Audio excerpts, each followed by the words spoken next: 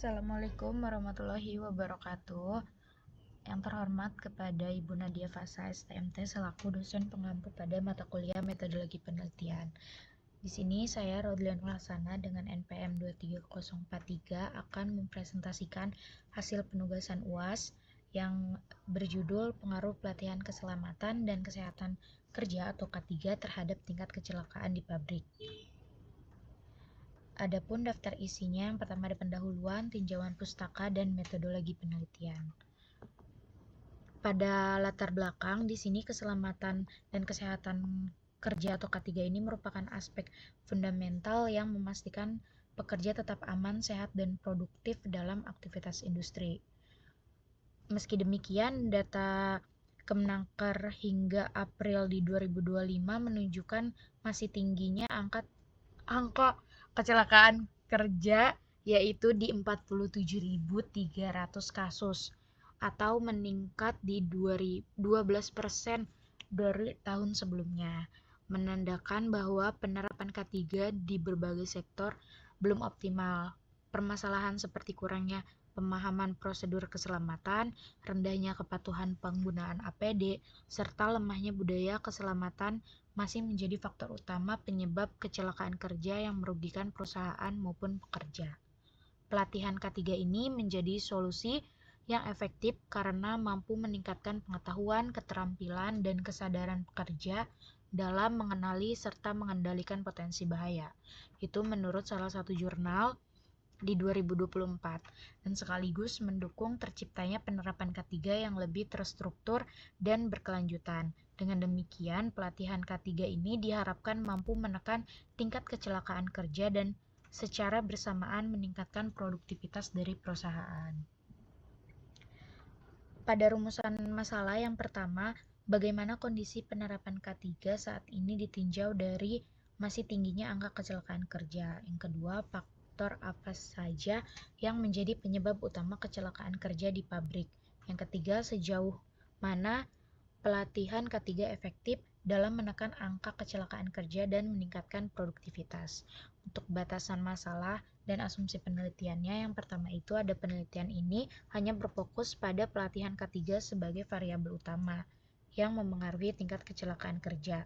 Yang kedua, data kecelakaan kerja yang dianalisis hanya mencangkup kejadian yang tercatat secara resmi oleh perusahaan. Yang ketiga, responden penelitian dibatasi hanya pada pekerja bagian produksi atau area kerja yang berpotensi tinggi mengalami kecelakaan kerja. Untuk tinjauan penelitian, yang pertama, mengidentifikasi faktor-faktor utama penyebab kecelakaan kerja di pabrik. Yang kedua, mengevaluasi efektivitas pelatihan K3 dalam menurunkan angka kecelakaan kerja dan meningkatkan produktivitas. Yang ketiga, merumuskan strategi penerapan program K3 yang lebih terstruktur, efektif, dan efisien di lingkungan perusahaan. Adapun manfaat penelitian, yang pertama, memberikan rekomendasi strategis peningkatan penerapan K3 untuk menciptakan lingkungan kerja yang lebih aman. Yang kedua, meningkatkan kesadaran, kepatuhan, dan budaya keselamatan dalam aktivitas kerja sehari-hari. Yang ketiga, menjadi referensi dalam pengembangan penelitian terkait K3 dan pelatihan keselamatan kerja di sektor industri. Adapun pada bab 2 tinjauan pustaka, pada landasan teori, yang pertama itu ada pengertian keselamatan dan kesehatan kerja, di mana K3 merupakan sistem manajemen yang bertujuan untuk melindungi pekerja dari resiko kecelakaan maupun penyakit akibat kerja yang dapat terjadi selama proses produksi. Implementasi K3 juga berfungsi mencegah absensi akibat cedera, meningkatkan motivasi, dan menciptakan keunggulan kompetitif bagi perusahaan karena pekerja merasa dilindungi dan dihargai. Yang kedua, ada tinjauan penerapan K3 di industri. Tujuan utamanya adalah menciptakan kondisi kerja yang aman, nyaman, serta mencegah terjadinya kecelakaan kerja dan penyakit akibat kerja. Pelaksanaan K3 ini bertujuan juga untuk menemukan kelemahan sistem kerja dan mengendalikan risiko agar tidak menimbulkan kerugian. Pada pelatihan keselamatan dan kesehatan K3 ini ada dua bagian, yaitu ada pengertian pelatihan keselamatan di mana pelatihan K3 ini merupakan kegiatan yang dirancang untuk memberikan pemahaman, keterampilan, dan kesadaran kepada pekerja agar mampu mengidentifikasi serta mengendalikan potensi bahaya di lingkungan kerja. Adapun tujuan pelatihan sendiri, yang pertama itu meningkatkan kesadaran pekerja terhadap potensi bahaya di tempat kerja. Kedua, melatih penggunaan alat pelindung diri dan prosedur darurat. Yang ketiga, membentuk budaya kerja aman dan bertanggung jawab. Yang keempat, meningkatkan kepatuhan terhadap peraturan keselamatan kerja nasional. Yang ketiga, ada jenis dan materi pelatihan K3. Yang pertama itu ada pelatihan dasar umum, yang kedua ada pelatihan khusus itu secara teknis, dan ada pun pelatihan pengawasan itu oleh supervisor atau ahli dari K3.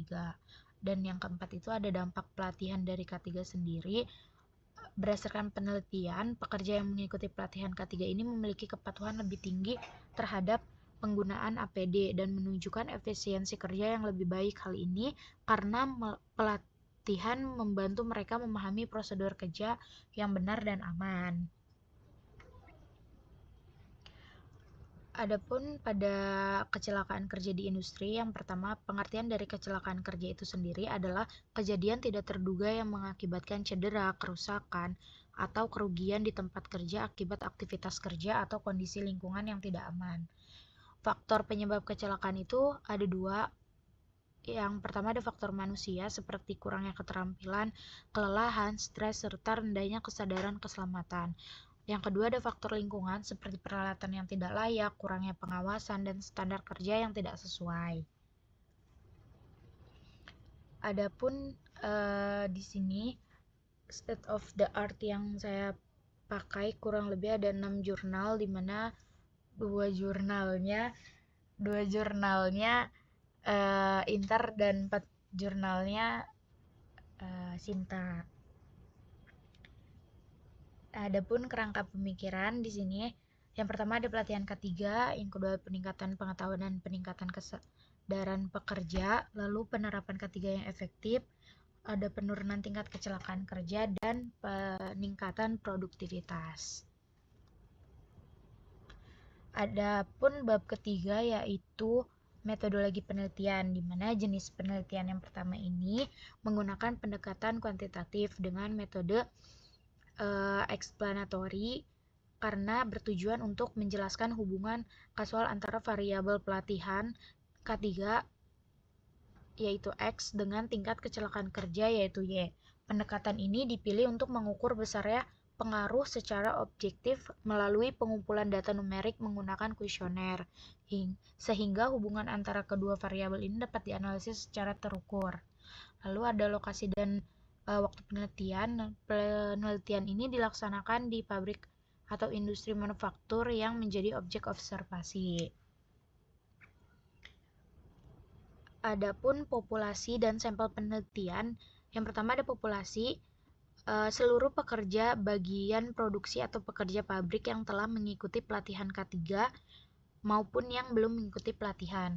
Untuk sampelnya, teknik pengambilan sampel ini menggunakan probability sampling dengan metode simple random sampling agar setiap pekerja memiliki kesempatan yang sama untuk menjadi responden.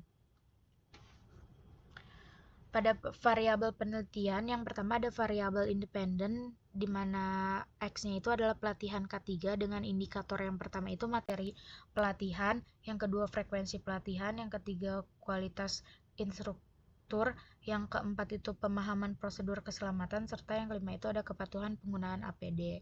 Lalu variabel dependennya itu di mana Y-nya adalah tingkat kecelakaan kerja dengan indikatornya jumlah kecelakaan kerja dalam periode tertentu, yang kedua jenis kecelakaan, yang ketiga tingkat keparahan kecelakaan, yang keempat frekuensi, serta yang kelima evaluasi standar keselamatan.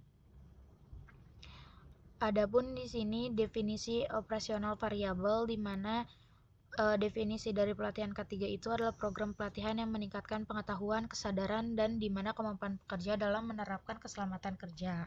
Untuk kecelakaan kerja sendiri, definisinya adalah kejadian ini tidak akan terduga yang menyebabkan cedera atau kerugian di tempat kerja. Untuk teknik pengumpulan data sendiri itu ada kuesioner, wawancara itu opsional serta dokumentasi. Untuk teknik analisis data, yang pertama itu ada uji validitas, di mana uji validitas ini menggunakan korelasi Pearson, sama uji reliabilitas. Yang kedua itu ada uji asumsi baik, di mana uji normalitas, uji linearitas, serta uji heteroskedastisitas, dan uji hipotesis.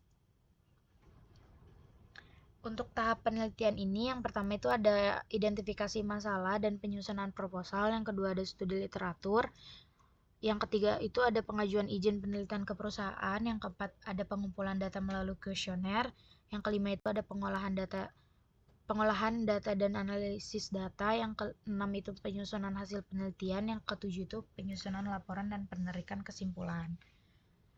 Mungkin cukup sekian presentasi dari saya. Semoga informasi yang saya berikan ini memberikan bermanfaat dan memberikan pemahaman yang lebih baik mengenai industri K3. Cukup sekian. Wassalamualaikum warahmatullahi wabarakatuh.